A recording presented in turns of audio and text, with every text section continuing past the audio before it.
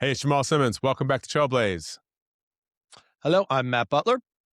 Hey, Matt. Okay, so we were going to talk this week about the Republicans because obviously the Republicans are taking up all the oxygen. We got a war taking place in Iran that Yep. everybody did not see coming, but apparently it's what we're living through. And so as we think about 2028 and who might be running for president, we thought we'd talk about the two big names, J.D. Vance and Marco Rubio, right? Yes, I mean they're both taking kind of different positions in relation to this war. Marco Rubio has been a little bit more out in front. JD Vance, I think went to DC, watched the initial attack in the Situation Room, and then went skiing for 2 days in Vermont. So kind of an interesting approach from both of them. Well, by all accounts, Vance has been pretty against the war and was perhaps against the war even in the Situation Room meetings. So Yep. this doesn't seem like to be a thing that he really wants to carry around his neck going into 2028. But Marco, that dude seems like he's all in. He does seem all in. I mean, I think he has gone with the kind of neocon pro, uh, you know, pro-war kind of American power, and just kind of showing it wherever we want to, whether that is Venezuela, whether that is Iran, whether that is Cuba. I mean, he is going full gas into this, which is, I think, depending on how this goes, I mean, it could be really good for him. He's elevated himself because JD Vance, it seemed, was the heir apparent for this, but I think Marco's gotten himself into the conversation. All right, so you know what? I was thinking about this. Let's just add up what the military engagements have been. So there was the earlier attack in Iran that Trump did with Israel. There's Last summer. Yep. the Nigeria attack, right, which kind of I think was Mhm. under the radar screen a little bit. Venezuela, we got Maduro out of Venezuela, so that's three. Yep. Um, there was an Ecuador attack that happened a few days ago that I think really also was under the Really under the radar. under the radar. Yeah. And do we have people in Mexico? I feel like um, there I were don't at I least don't there's know if talk it of Mexico. yeah, I mean, I think that they sort of took it out on us after. I think it was partially our intelligence that led to the capture and killing of, the drug lord, the cartel lord in the Jalisco area. Right. So And then the Caribbean boats that were being blown up in the Caribbean, and now we're back in yep, Iran in a full scale war. I yep. don't know. I feel like I'm leaving something out. Oh, wait, we almost went to war in Greenland. I forgot because Well, that's really important. That was really important. Anyway, so it does seem like Rubio has been all over the war front, and Vance is trying to keep his distance, holding it like it's a stinky diaper. He's got to throw it away as fast as he can. yeah, well, it makes sense. I mean, JD Vance came to kind of public prominence as a non-interventionist, America first, keep us out of all of these wars, and he was pretty strong on those positions. And now this is putting him into a terrible spot. So he's kind of in a bad spot either way. Either this goes well, and he's got to be rah-rahing it from Trump, totally against what people know are his principles, or it goes poorly, and then he's got to turn on Trump and be like, "I told you so," to turn it into an issue that he can use. And so it's either way, it's not particularly good for him. No, it doesn't seem like it is. And so now it brings us to the big man himself, Donald Trump, who has been running around the country, apparently, or at least running around Mar-a-Lago, uh, Yeah. which for him is kind of Donald Trump running. That's an interesting visual. I haven't thought about that. So Donald Trump, who's at Mar-a-Lago, running this past people in dinners and private conversations. Who do they like? Who do they want him to support in 2028? What do you think about that? Well, if yeah, the most recent reports say that almost all of the donors in that room, and it was admittedly a very small room, maybe 25 people, were overwhelmingly in support of Marco Rubio being the next nominee for president for the Republicans, and that they thought Trump should throw his support behind them.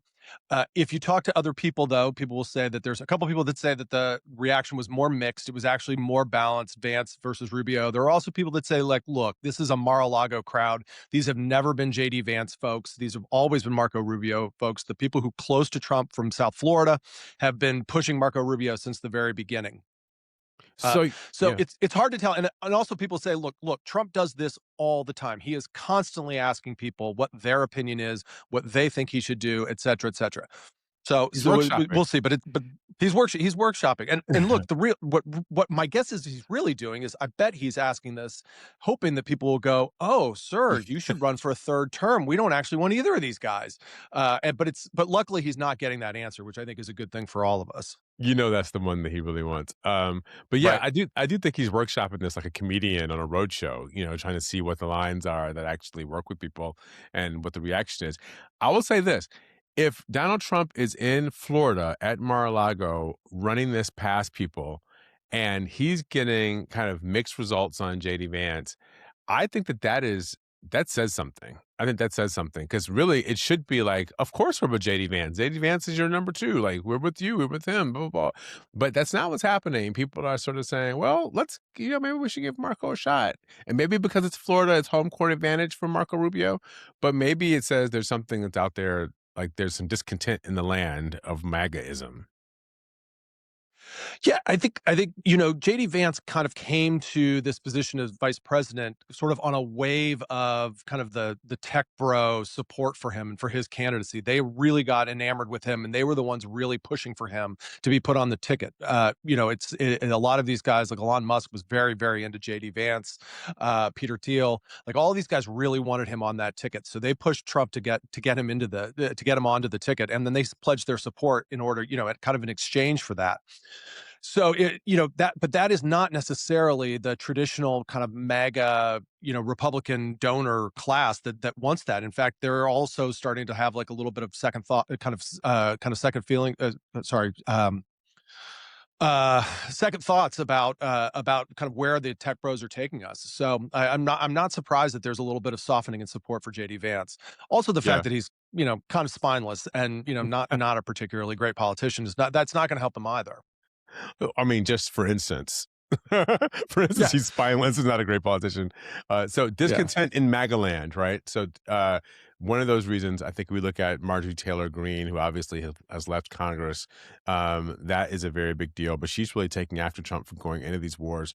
I got to say, this is not how we were promised it would be. And obviously, neither one of us have been Donald Trump supporters, but Right. it feels like we're being left with the bitter end of a coffee cup instead of having the sort of strong jolt we were supposed to have in the beginning. We've just got the grounds that are in the bottom.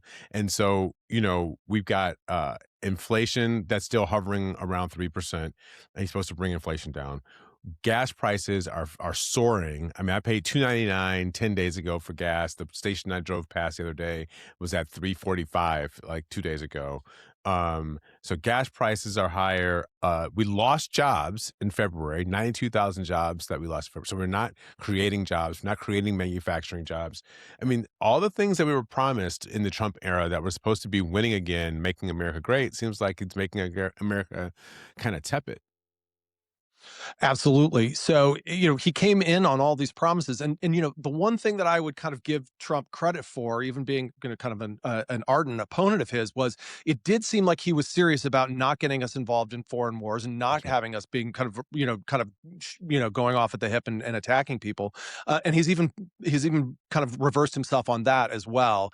And for no clear reasons. So we should not be surprised that Donald Trump has not been kind of exactly straight with us, because it's kind of been par for the course since the beginning of this. But the things are really bad. The other thing is this: it's all self-inflicted, right? Whether it's the tariffs or now this war. I mean, all of the things that he is promising to do are going to be upended by this voluntary action and this choice that he's made. So it's going to be bad news for everybody. Yeah. So, all right. So, we do know that Trump is workshopping this around the country, trying to see who's up, who's down. There is it science? It's not science. It's alchemy, right? Is it alchemy? What do we call the betting markets? What do we call we call the markets out there that are trying to figure out who's up and who's down?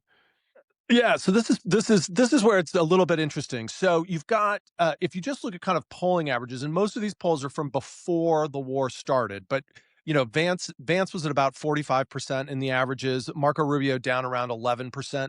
These are just like the straight polls. Actually, Donald Trump Jr. is in second in most of these polls at like about 17.5, 18%. But so Vance more than 2 to 1 to the nearest person. if you look at the kind of the prediction markets, that tells a completely different story. So Vance is still pretty strong at 40, but Rubio's all the way up to 27 now, and that is way up because he was in the teens as of about 10 to 15 days ago. So that he is coming on very strong. In those Wow. markets, Donald Trump Jr. is at 4. So, I think a lot of people are saying when they're asked, they're going to say Donald Trump Jr. But when people are actually looking and putting money on it, they don't believe that Donald Trump Jr. is an actual potential candidate for the race. And then there's a bunch of folks, DeSantis, Nikki Haley, Ted Cruz. They're all down 5 to 2%, somewhere in there. So a lot. So it's really turning into, from the betting markets perspective, it's a 2-person race between Vance and Rubio. Yeah. So I went back because I heard this somewhere. So I decided to go back and take a look at who was ahead in the presidential primaries 2 years before Election Day and how that turned out. So for the Republicans in 2000, let's just go back to, it's kind of weird. Let's just go back to We're going 2016. 2006. Right. So we go Oh, back to even 2006. further. Okay. Yeah. So, Okay. because Bush got elected in 2000, he was the preeminent Yep. favorite going into 2000. He won. So then, 2008, the office was going to be open. So who was ahead in 2006 in the Republican primary? Do you remember? I do not remember, but Rudy Giuliani. oh Rudy wow, Giuliani had the pole position in 2006, unbelievable, going into interesting. 2008. And obviously, he did not win that primary. That was Senator McCain. Mm. In 2012, no, it was Romney. Okay. And who was ahead in 2016 for the Republican nomination going? So 2014 era, who was the leading Republican going in 2016? I would assume it's Jeb Bush. Jeb Bush, Was he baby. ahead? That's Yeah. right. Jeb Bush was the leader. Obviously, he lost to Donald Trump, and they won that year. And then, obviously, Trump has been the Republican nominee ever since. Ever since. Yeah. Just keeps running. We've never seen somebody be the Republican nominee in 3 straight elections for That's president, crazy. which is really kind of crazy. And then the Democratic side, 1984, Mondale was ahead and he won the nomination. 1988, Dukakis was ahead. I think he won that nomination. Oh, really?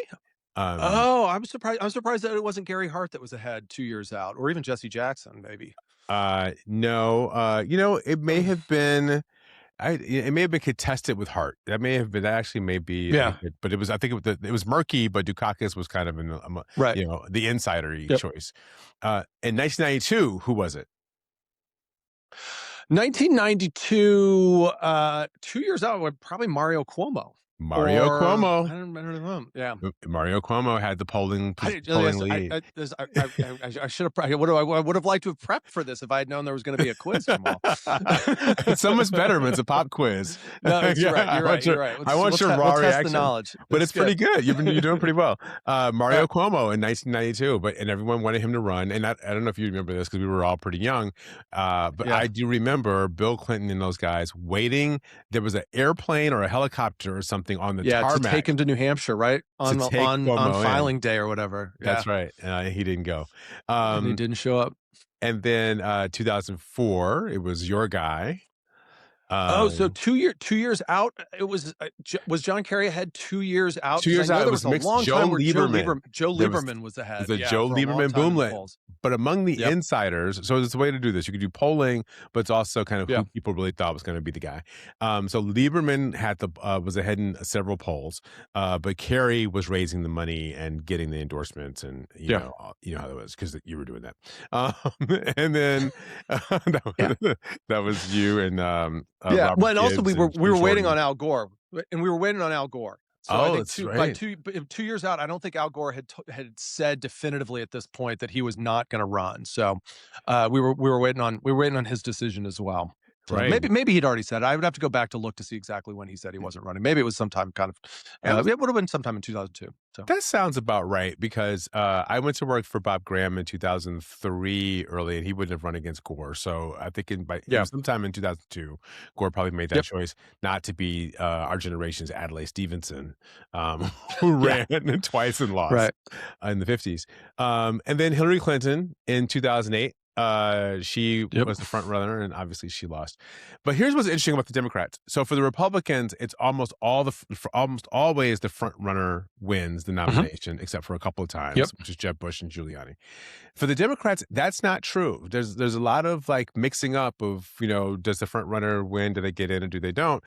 But what's really most interesting is uh 1976, 1992, 2008, in all those elections, the front runner did not win, and the Democrats actually won. When the Democrats have tended to nominate the front runner, they have tended to lose, or the person that everyone thought was going to be the nominee, that Yeah. person has lost in several of the last few elections, except for Joe Biden, who was like in 2020, but that was an odd year, and so Joe Biden kind of Yeah. skews up all the data from primaries.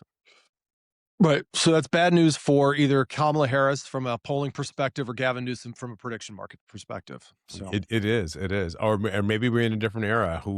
I just don't know. yeah, we could be. Um, Yeah, I do think it's interesting. I was going to save this for the end, but just since we're on the kind of prediction market stuff, Newsom is down to like 27% in one of the two big prediction markets, hmm. and November, sort of right after what was it, Prop 50 passed, and he got that done. I mean, he was up at 36. So I mean, this is a big drop off for Gavin Newsom, coming down 10 points. I mean, he's down 7 or 8 points just in the like 8 weeks that we've been doing this podcast. So that obviously not great for Gavin Newsom. Also, it's bad because he's on his book tour right now, and so the more people are hearing from him, That's not a good it's sign. not it's not a great sign. It's not a great sign. So The I more mean, there's the more still they look, see there's a you, lot to be done. So right? The yeah, more they that's see not it's you, the not great. lower you go. That's never a good sign. All right. So, who do you think? I mean, if you had to just sort of think right now, who did you think in the Republican choice? Is it Vance? Is it Rubio? Or is it somebody that none of us are thinking of who may come from the wings? Yeah, I think we're gonna have to see what happens. So we definitely have Vance and Rubio as the two kind of most likely people that it's going to be. Now, Rubio has said, JD Vance is a good friend. I really hope he runs for president. So we'll have to see if he's even going to run against JD Vance. If Vance still has such a kind of strong position in the polls, I would imagine that he will. I don't think friendship is going to deter Marco Rubio from trying to take the top spot. Or maybe they cut a deal and Rubio is the vice presidential candidate and they kind of work together to do it. I think what's interesting is if you look at Anthony Scaramucci, who No. had his 11-day crash course, I think he calls it his PhD in DC scumbaggery. He's saying that Vance and Rubio are both done. That like this much proximity to the Trump administration is just going to be toxic when people actually start to run for president. He also thinks that Trump doesn't want a successor. So, he may be Mm. polling people for who he should support, but he actually wants this entire thing to fall apart as soon as he is gone, if he can't run for a third term. And if he's not going to be in charge, he doesn't want the Republicans to be in charge at all. He's going to want a Democrat to follow. So, you were nothing before the Republicans were nothing before me, and you're going to be nothing after me. And that's exactly what a narcissist like Trump wants to see happen. So that'll be kind of interesting. And, we've talked about I this agree with before. Like, that.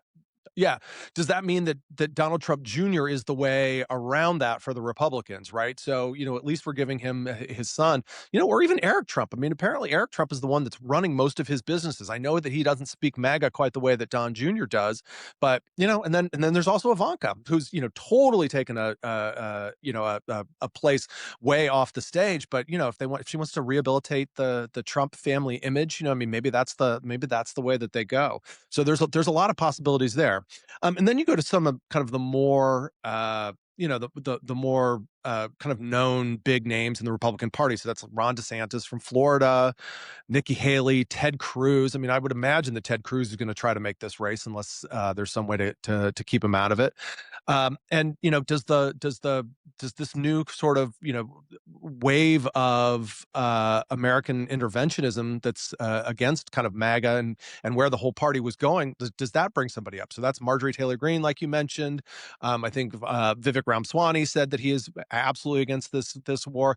Tucker Carlson has been, very out in front on being against the war and against the reasons that we're in there, and saying this is a terrible idea. He's tried to convince Trump not to do it and trying to get us out as fast fast as possible, and he's getting a lot of support there. So there's a bunch of people who could benefit from this war on the Republican side. We'll have to see what happens. Yeah, I am sort of agreeing. I think that Scaramucci might be on something about Trump doesn't want anybody to succeed him. I think that's true for a couple of reasons. One, I think Donald Trump's ego will never abide Yeah, somebody down the hall from him getting more press than he does. I just think there's no way he's going to go along with that. And then number two, I don't think I think when Trump leaves, anything that they do to attack him or come after him, he would rather have a Democrat to attack and say, "Look at how they are politicizing the office, acting just like we did."